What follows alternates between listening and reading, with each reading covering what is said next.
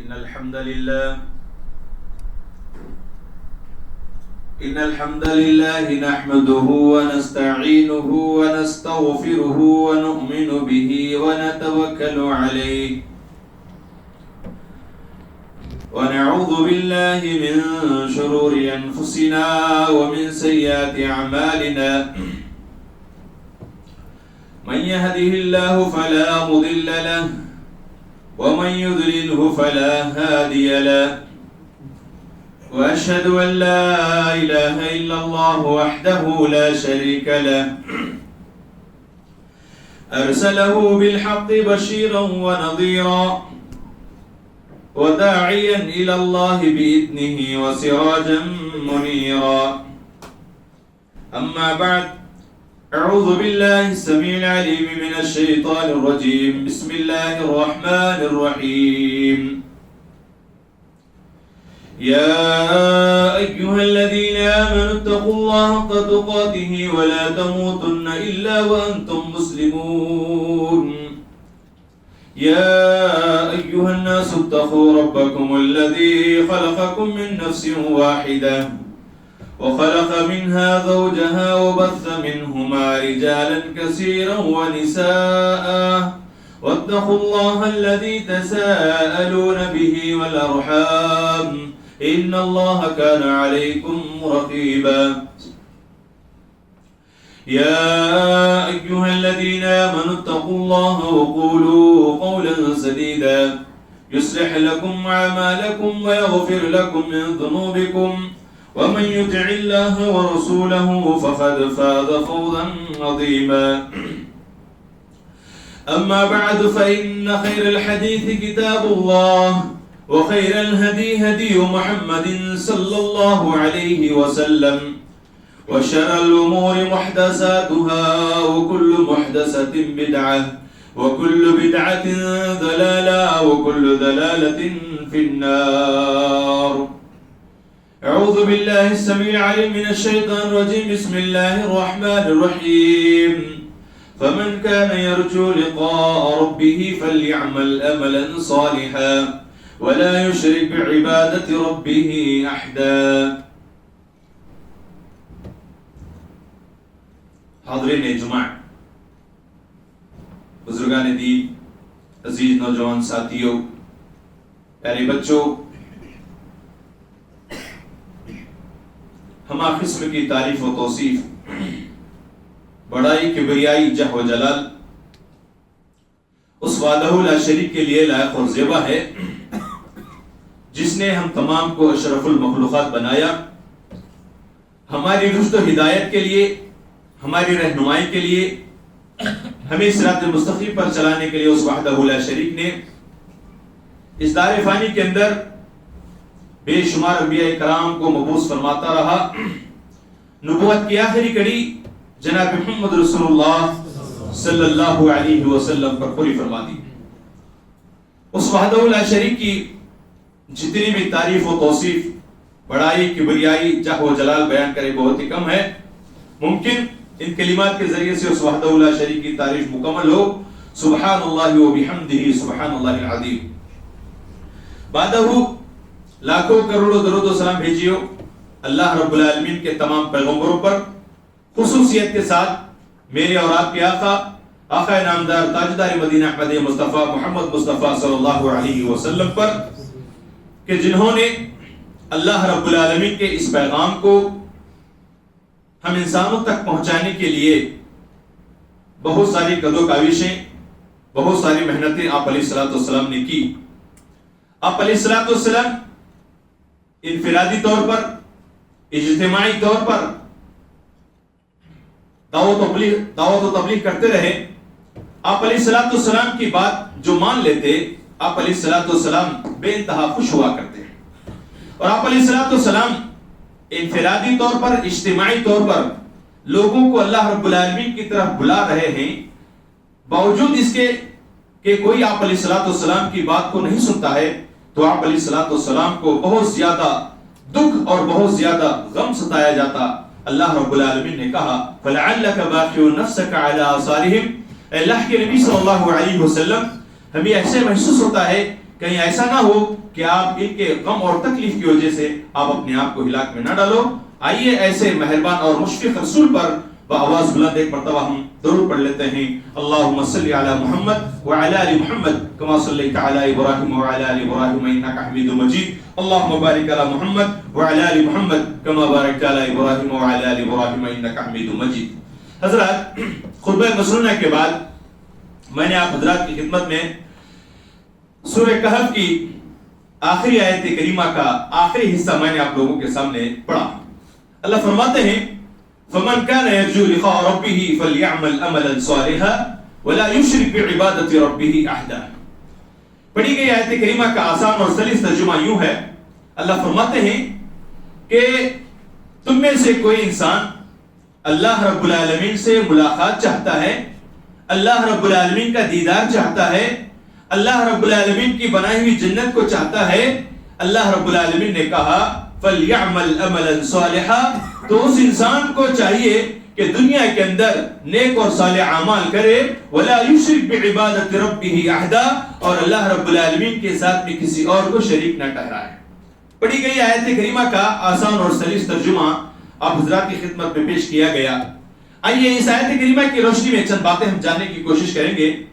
پہلی بات یہ ہے کہ حضرات، ہم میں سے ہر انسان چاہے وہ کسی مقطع فکر کا کیوں نہ ہو، وہ سینہ ٹھوک کر یہ کہتا ہے کہ ہم ہی جنتی ہیں، اور ہم ہی جنتی ہیں، اور ہم ہی جنت میں جانے والے ہیں، اور جنت کی سرٹیفکیٹ اس دنیا کے اندر بانٹی جا رہی ہے. نعوذ باللہ.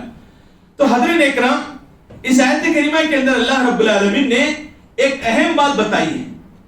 اہم بات یہ بتائی ہے کہ جنت کسی کی جائیداد نہیں ہے، جنت کسی کی پراپرٹی نہیں ہے، جنت کسی کا حق نہیں ہے کہ ہر کوئی آدمی اس روئے زمین کے اندر جنت کے بارے میں فیصلہ کر دے کہ آئیے ہماری بات سن لیجئے، ہماری طرف چلیے، ہماری پیروی کیجئے، تو ایسی صورت میں آپ جنت کے اندر چلے جائیں گے. حضرات، جنت کسی کی جائیداد اور پراپرٹی نہیں ہے. اگر ایسا ہوتا تو آپ علیہ الصلوۃ والسلام اپنے لخت جگر حضرت فاطمہ الزہرا رضی اللہ تعالیٰ عنہ کو یہ نہیں فرماتے کہ اے بیٹی، دنیاوی اعتبار سے میں تمہارا باپ ہوں، دنیاوی اعتبار سے میں تمہارا باپ ہوں، دنیاوی ساز و سامان اگر تم مجھ سے مطالبہ کرنا چاہتی ہو تو میں تمہیں دنیاوی ساز و سامان دینے کے لیے تیار ہوں، لیکن اخروی اعتبار سے، آخرت کے اعتبار سے اے بیٹی میں تمہارے کچھ کام نہیں آؤں گا. یہی بات اللہ کے نبی صلی اللہ علیہ وسلم نے اپنی پھوپھی حضرت صفیہ رضی اللہ تعالیٰ عنہ کو بھی کہا، اور فرماتے ہیں کہ اے پھوپھی، میں دنیاوی اعتبار سے میں تمہارا رشتہ دار ہوں، دنیاوی اعتبار سے اگر کچھ چاہتے ہو، دنیاوی اعتبار سے کچھ تم مانگتے ہو تو میں دینے کے لیے تیار ہوں، لیکن اخروی اعتبار سے میں تمہارا کچھ ساتھ نہیں دوں گا. تو ان دونوں احادیث سے بات یہ معلوم ہوئی کہ دنیاوی اعتبار سے اگر کوئی آدمی یہ کہہ رہا ہے کہ ہماری پیروی کی جائے، ہمارے پیچھے چلا جائے، تو ایسی صورت میں ہم آپ کو جنت کی سرٹیفکیٹ دے دیتے ہیں یا جنت کے ٹھیکیدار بنا دیتے ہیں. تو اس آیت کریمہ کے مادھیم سے میں آپ لوگوں کے سامنے یہ بات بتا رہا ہوں کہ جنت کسی کی پراپرٹی نہیں ہے، جنت کسی کی جائیداد نہیں ہے.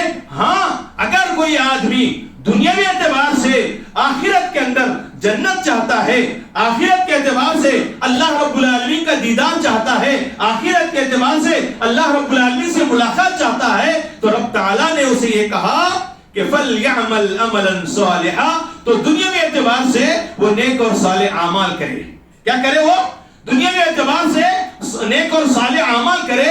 وَلَا يُشْرِكْ بِعِبَادَةِ رَبِّهِ أَحَدًا، اور اللہ رب العالمین کے ساتھ میں کسی اور کو شریک نہ ٹھہرائے. یہ دو چیزیں اگر وہ انسان کر لیتا ہے تو انشاءاللہ ثم انشاءاللہ اللہ رب العالمین کی رحمت اس کے ساتھ میں اگر ہے تو اللہ رب العالمین کا دیدار ہوگا، اللہ رب العالمین سے ملاقات ہوگی، اور پھر اللہ رب العالمین کی بنائی ہوئی جنت کا وہ حقدار اور مستحق ہوگا انشاءاللہ.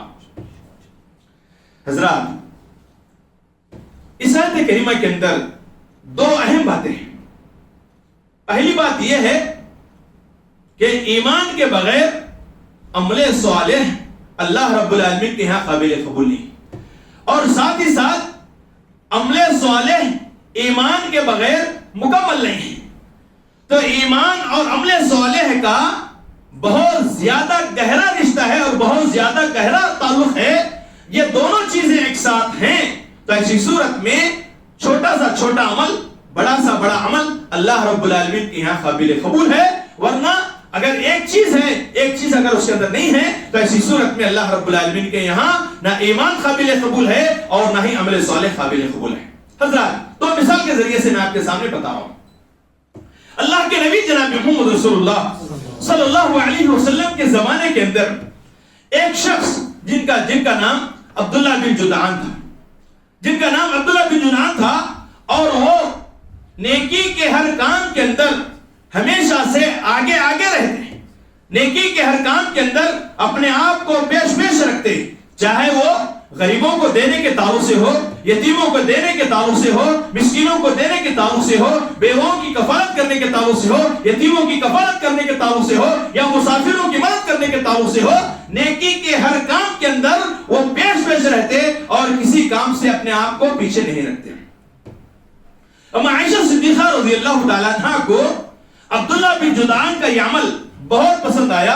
آپ علیہ الصلوۃ والسلام سے سوال یہ کرتے ہیں، اے اللہ کے نبی صلی اللہ علیہ وسلم، عبداللہ بن جدعان جو شخص ہے جو نیکی کے ہر کام کے اندر اپنے آپ کو آگے رکھتا ہے اور کبھی بھی نیکی کے کام سے اپنے آپ کو پیچھے نہیں رکھتا یا دل نہیں چراتا ہے، تو ایسی صورت میں اس کا معاملہ کیا ہے؟ اللہ کے نبی صلی اللہ علیہ وسلم فرماتے ہیں، یا بنت ابی بکر، بات یہ ہے کہ عبداللہ بن جدعان جو ہے وہ شخص بہت اچھا ہے، نیکی کے ہر کام کے اندر اپنے آپ کو پیش رکھتا ہے، نیکی کے ہر پہلو کو وہ بخوبی نبھاتا ہے. لیکن بات دراصل یہ ہے کہ اس شخص نے کبھی بھی اپنی زبان سے یہ نہیں کہا اللہم اغفر لی ذنبی، اللہم اغفر لی ذنبی، اللہم اغفر لی ذنبی، اور اس نے اس بات کا اقرار نہیں کیا لا الہ الا اللہ محمد رسول اللہ. تو اے ابو بکر کی بیٹی سن لے، تو ایسی صورت میں اس کا کوئی عمل اللہ رب العالمین کے ہاں قابل قبول نہیں ہوگا.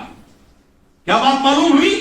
معلوم یہ ہوئی کہ اگر آدمی عمل کرنا چاہ رہا ہے، عمل صالح کرنا چاہ رہا ہے، کیا یتیموں کی کفالت کر رہا ہے، مساجدیں بنا رہا ہے، جو کچھ بھی کام کر رہا ہے، لیکن ایسی صورت میں اگر وہ ایمان والا نہیں ہے تو اس کا کوئی عمل اللہ رب العالمین کے یہاں قابل قبول نہیں ہے.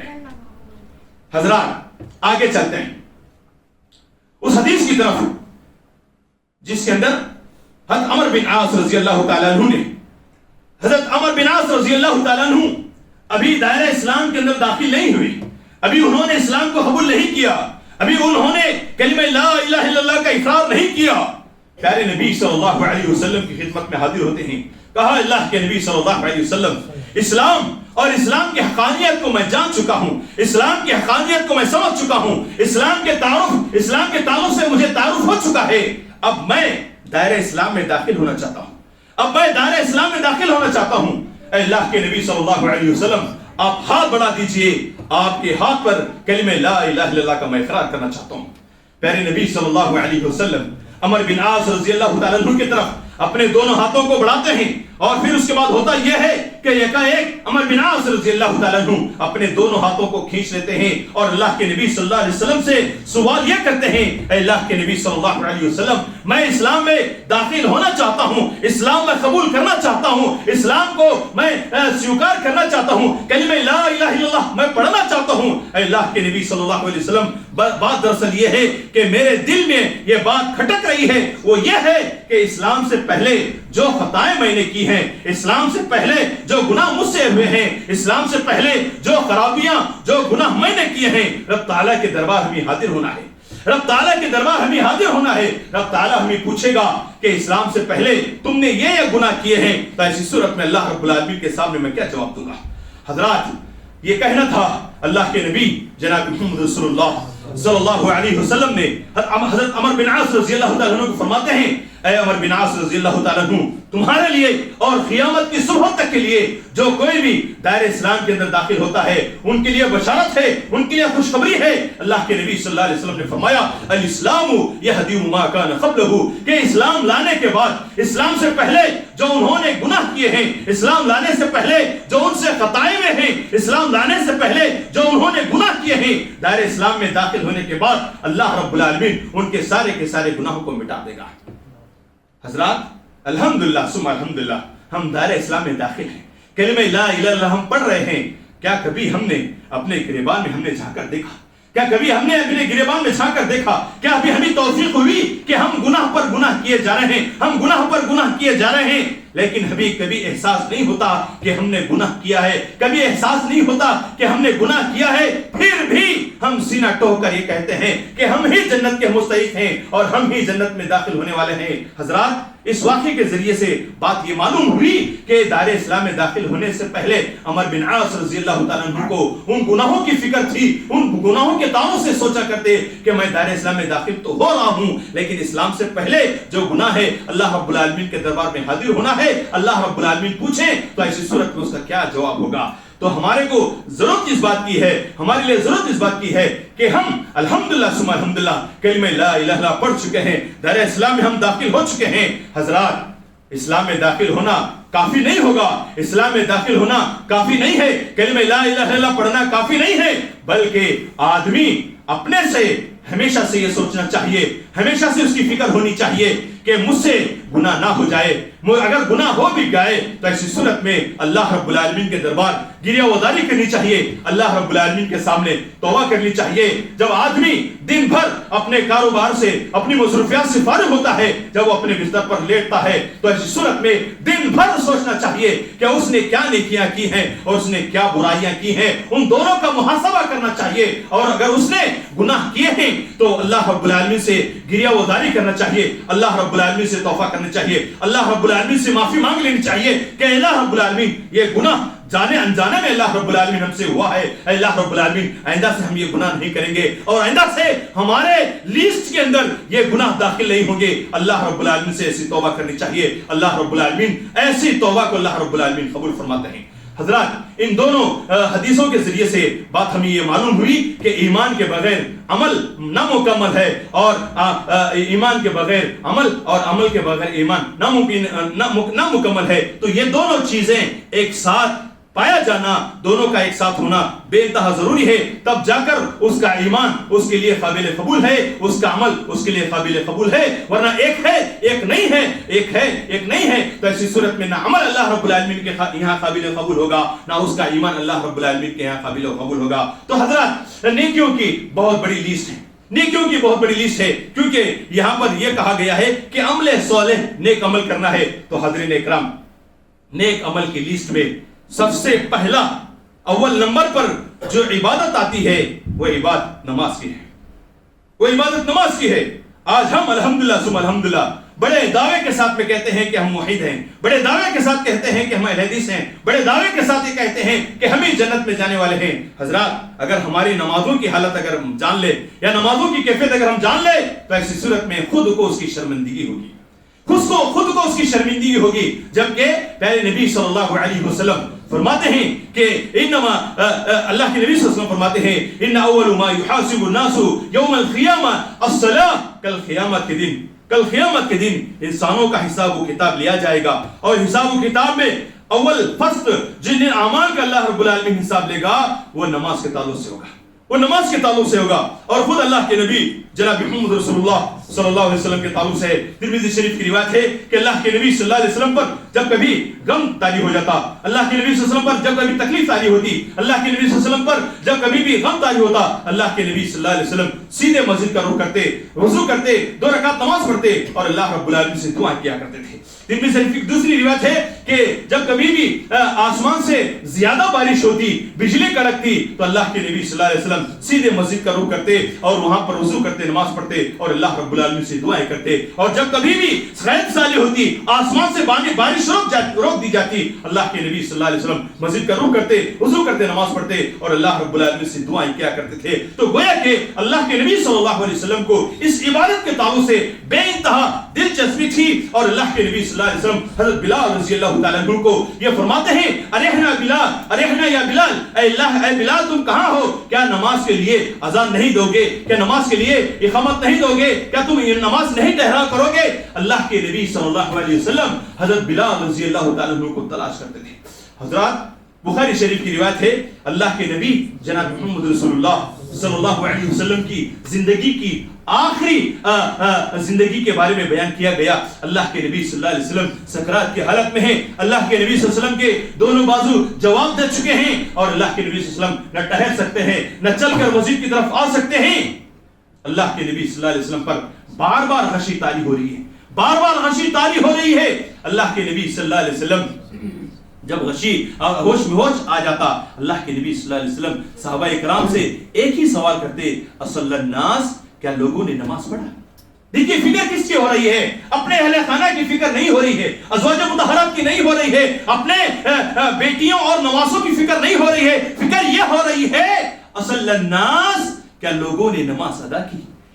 اصل الناس, کیا لوگوں نے نماز ادا کی؟ پھر اس کے بعد اللہ کے نبی صلی اللہ علیہ وسلم پر بے ہوشی طاری ہو جاتی.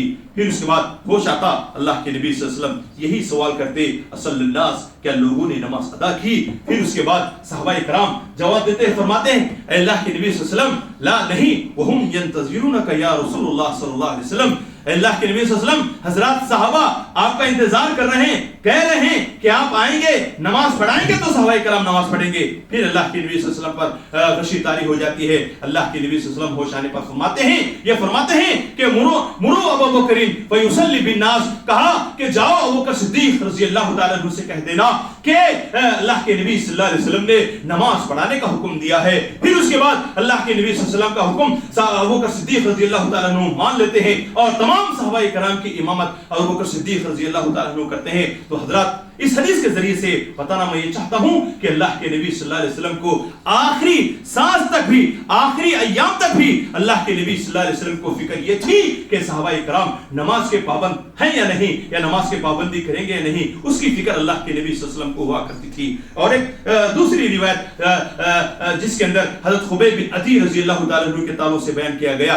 حضرت خبیب بن عدی رضی اللہ تعالیٰ عنہ وہ صحابی رسول ہیں جنہوں نے حارث بن عامر کو انہوں نے ایک جنگ کے اندر قتل کر دیا. حارث بن عامر کو انہوں نے جنگ کے اندر قتل کر دیا. حارث بن عامر کے لڑکوں نے خبیب بن عدی رضی اللہ تعالیٰ عنہ کو تنہا پا کر گرفتار کر لیا. خبیب بن عدی رضی اللہ تعالیٰ عنہ کو گرفتار کر لیا گیا. خبیب بن عدی رضی اللہ تعالیٰ عنہ کو گرفتار کر لیا گیا اور انہیں قتل گاہ کی طرف لایا گیا. خبیب بن عدی رضی اللہ تعالیٰ عنہ سے پوچھا کہ تمہاری کوئی آخری خواہش ہے, تمہاری کوئی آخری اخشا ہے, تمہاری کوئی آخری تمنا ہے؟ خبیب بن عدی رضی اللہ تعالیٰ عنہ نے ایک تمنا جو حارث بن عامر کے لڑکوں کے سامنے پیش کی وہ یہ تھی, کہا کہ میں 2 رکعت نماز ادا کرتا ہوں, میں 2 رکعت نماز ادا کرنا چاہتا ہوں. پھر اس کے بعد ہوا یہ کہ خبیب بن عدی رضی اللہ تعالیٰ عنہ 2 رکعت نماز ادا کرنے کے لیے رکعت باندھتے ہیں. نماز شروع ہو جاتی ہے, اللہ رب العالمین سے کلام ہوتا ہے, اللہ رب العالمین سے باتیں ہو رہی ہیں. حضرات نماز اگر آپ دلچسپی سے پڑھ لیتے ہیں, نماز لو لگا کر اگر پڑھتے ہیں, نماز کو نماز کے طور پر اگر پڑھتے ہیں تو دیکھیے کہ اس نماز کے اندر کتنی لذت ملتی ہے, اس نماز کے اندر کتنی مٹھاس ملتی ہے, اس نماز کے اندر کتنی لذت ملتی ہے. خبیب بن عدی رضی اللہ تعالیٰ عنہ, اللہ رب العالمین سے ہم کلام ہیں, اللہ رب العالمین سے باتیں ہو رہی ہیں. اسی درمیان خبیب بن عدی رضی اللہ تعالیٰ عنہ سوچتے ہیں کہیں ایسا نہ ہو کہ خبیب بن عدی رضی اللہ تعالیٰ عنہ کی نماز لمبی ہونے کی وجہ سے حارث بن عامر کے لڑکوں کے دلوں میں یہ بات پیدا نہ ہو جائے, دیکھو خبیب نماز کو اس لیے لمبی کر لیا ہے تاکہ وہ موت سے بچ جائے. اللہ اکبر, اللہ اکبر, اللہ اکبر. ہوا یہ کہ خبیب بن عدی رضی اللہ تعالیٰ عنہ سلام پھیر لیتے ہیں. اللہ رب العالمین سے جو ناتا تھا, اللہ رب العالمین سے جو رشتہ تھا, اللہ رب العالمین سے جو باتیں تھی وہ کٹ ہو گئی ہے.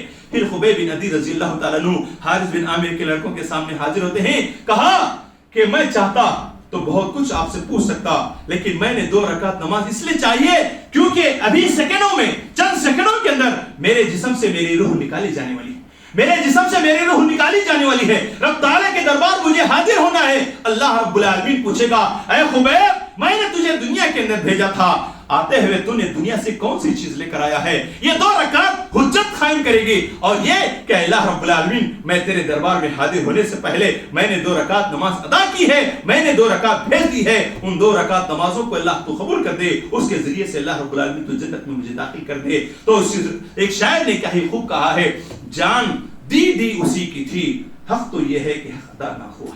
جان دی اسی کی ہے. حق تو یہ ہے کہ ہم حق ادا نہ ہوا. حضرات دیکھیں کہ آج ہم صحت ہیں, تندرست ہیں, ہر طرح کی سہولتیں ہمارے پاس میسر ہے, لیکن اس کے باوجود بھی نماز جیسی عبادت اس کے تعلق سے آج ہم بہت سستی کرتے ہیں, بہت کاہلی ہمیں برستی ہے, بہت کاہلی ہم برستے ہیں, بہت کاہلی اور سستی سے ہم کام لیتے ہیں. حضرات آپ ہم دیکھیں کہ اگر ہم یہاں سے مان کر چلیے کہ ہم یہاں سے کڑپا چلے جاتے ہیں, واپس آتے ہیں, تو ایسی صورت میں ہم بہانہ کر کے نماز کو چھوڑنے کی کوشش کرتے ہیں. ہم نماز کو چھوڑنے کی کوشش کرتے ہیں, بہانہ تلاش کرتے ہیں کہ میں لمبا سفر گیا. حضرات آج کا سفر کوئی لمبا سفر نہیں ہے. میں بھی آپ حضرات کی خدمت میں قریب 400 کلومیٹر دور سے میں سفر کر کے آیا ہوں, لیکن دوران سفر تکالیف ہوتی ہے, اور لیکن اس تکالیف کو سہ کر اللہ رب العالمین کی بندگی کرتے ہیں. تو اس بندگی کے اندر چاشنی اور جو مٹھاس ہوتی ہے وہ بہت مٹھاس ہوتی ہے اور بہت لطف اندوز ہوتی ہے. اس عبادت کے اندر بہت زیادہ مٹھاس اور بہت زیادہ لذت آتی ہے.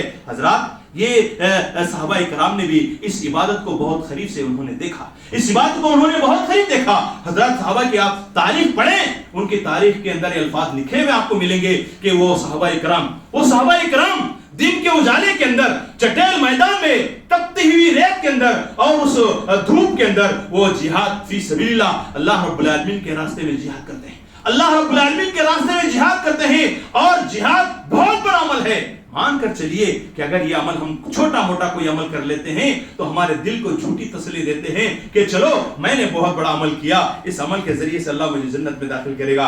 ایسا ہم اپنے دل کو جھوٹی تسلی دیتے ہیں. وہ حضرات صحابہ جب اس جہاد کے میدان سے جب واپس آتے ہیں اپنے گھروں کے اندر ہوتے ہیں, لیکن ایسی صورت میں ان کے لیے بستر بچھائے جاتے ہیں لیکن نیند نہیں آتی ہے. کروڑ بدلتے ہیں, بائیں کروڑ بدلتے ہیں, سیدھے کروڑ بدلتے ہیں, انہیں نیند نہیں آتی ہے. اللہ رب العالمین نے اس کا نقشہ سورہ سجدہ کے اندر اللہ رب العالمین نے کھینچا. اللہ فرماتے ہیں تتجافى جنوبهم عن المضاجع يدعون ربهم خوفا وطمعا ومما رزقناهم ينفقون, کہ وہ حضرات صحابہ دن کے اجالے کے اندر جہاد فی سبیل اللہ کر رہے ہیں, پھر اپنے گھروں کو لوٹتے ہیں, ان کے لیے بستر لگائے گئے ہیں, ان بستروں کے اندر وہ لیٹتے ہیں, بائیں کروڑ بدلتے ہیں, سیدھے کروڑ بدلتے ہیں, نیند نہیں آتی ہے, اور اللہ رب العالمین کا ڈر اور خوف ان کے دلوں کے اندر ہوتا ہے. ہوتا یہ ہے کہ وہ اپنے بستروں کو چھوڑ دیتے ہیں اور اللہ رب العالمین کے بارگاہ میں یہ دعا کرتے ہیں اور اللہ رب العالمین کے سامنے سجدہ ریز ہوتے ہیں اور تہجد کی نماز پڑھتے ہیں, یہ کہتے ہوئے اے اللہ رب العالمین دین کے اجالے کے اندر جو ہم نے عمل کیا ہے, دین کے اجالے کے اندر جہاد فی سبیل اللہ جو ہم نے کیا ہے, اے اللہ رب العالمین وہ چھوٹا عمل ہے, اس عمل کو قبول فرما دے اور اس کے ذریعے سے اللہ رب العالمین تو ہمارے لیے نجات عطا فرما دے. اللہ اکبر. تو وہ حضرات صحابہ ایسے تھے کہ جو دن کے اجالے کے اندر اور رات کی تاریکی کے اندر اللہ رب العالمین کو راضی کرنے کے لیے, اللہ رب العالمین کو راضی کرنے کے لیے ایسے کام کیا کرتے تھے. تو حضرات میرا وقت ہوتے جا رہا ہے, اب سبھی حضرات سے گزارش اور التماس یہ کرتا ہوں کہ الحمدللہ ثم الحمدللہ ہم صاحب ایمان ہیں, لیکن صاحب ایمان ہونا ہی کافی نہیں ہوگا, اس کے لیے دنیا کے اندر نیک اور صالح اعمال کرنا ہوگا. حضرات اگر کوئی ہم عمل کرتے ہیں, ایسا عمل کرتے ہیں, تو وہ اس عمل کے ذریعے سے اللہ رب العالمین کو راضی کرنا ہوگا. آج حضرات ہم میں سے بہت سارے لوگوں کے دلوں کے اندر شیطان وسوسہ کرتا ہے, شیطان وسوسہ ڈالتا ہے کہ چلو میں نماز اچھی طرح سے سنور کر پڑھوں تاکہ میرا بازو والا آدمی دیکھ لے. تو ایسی صورت میں یہ شیطان ہمارے دلوں کے اندر وسوسہ کرتا ہے. کیوں حضرات پوچھئے آپ؟ اس لیے کہ ہم الحمدللہ موحد ہیں اور یہ ماتا سوائے اللہ رب العالمین کی کسی اور کے سامنے نہیں جھک سکتا. گردن کٹا سکتے ہیں لیکن اس ماتے کو ہم کسی اور کے سامنے جھکا نہیں سکتے. تو حضرات شیطان یہاں پر فیل ہو گیا ہے, لیکن وہ یہ چاہتا ہے کہ ہماری عبادت کو خراب کر دے, ہماری عبادت کو نیست و نابود کر دے. تو ایسی صورت میں ہمارے دلوں کے اندر وہ وسوسہ ڈالتا ہے اور ریا جیسی ایک بات کو اپنے دلوں کے اندر پیدا کرتا ہے. تو حضرات آئیے ہم کیسے نیک اور صالح عمل کرنا ہوگا, ایک چھوٹی سی بات بتا کے اپنی بات میں ختم کروں گا. حضرات ہم میں سے علی بن حسین رضی اللہ تعالیٰ عنہ کو کون نہیں جانتا؟ علی بن حسین رضی اللہ تعالیٰ عنہ کو کون نہیں جانتا؟ حضرت علی بن حسین رضی اللہ تعالیٰ عنہ وہ صحابی رسول ہیں جو اللہ کے رسولوں کے نواسے میں ہیں. وہ رات کی تاریکی کے اندر محنت اور مزدوری کرتے اور اپنے پیٹ پر محنت اور مزدوری کرتے ہوئے تھیلے لاتے اور پھر اس کے بعد اس سے جو اجرت ملتا وہ غربا اور مساکین کے گھروں کے اندر تقسیم کر دیتے, غربا اور مساکین کے گھروں کے اندر بھیج دیتے. رات کی تاریکی کے اندر دن ہونے سے پہلے, سورج نکلنے سے پہلے ان کے گھر کے اندر ان کا اناج پہنچ جایا کرتا تھا. اور یہ سلسلہ ایک زمانے تک رہا. اور پھر اس کے بعد ہوا یہ کہ صبح کا سورج نکلا, صبح کا سورج طلوع ہوا, لیکن ہوا یہ کہ جب دروازے کھولے گئے تو وہاں دیکھا کہ دن بھر کا اناج جو روزانہ وہاں پر پہنچایا کرتا تھا لیکن آج نہیں پہنچایا، آج پہنچانے والا نہیں ہے، وہ نہیں پہنچایا گیا۔ معلوم یہ ہوا کہ رات کی تاریکی کے اندر ان غریبوں اور یتیموں کے گھروں کے اندر اناج پہنچانے والا آج اس دنیا کے اندر موجود نہیں رہا۔